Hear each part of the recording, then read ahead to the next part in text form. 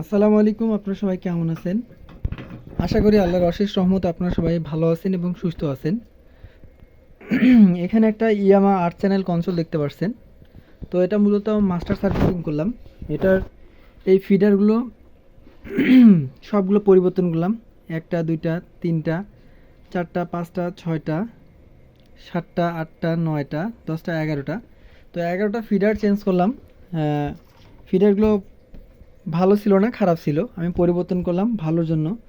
তো যে ভাই মিক্সারটা ইউজ করবে তার জন্য ভালো হবে। তো আমরা মূলত প্রোডাক্টগুলো সবসময় এভাবে সার্ভিসিং করে পারফেক্ট করে মানুষকে কাস্টমাইজ করে থাকি।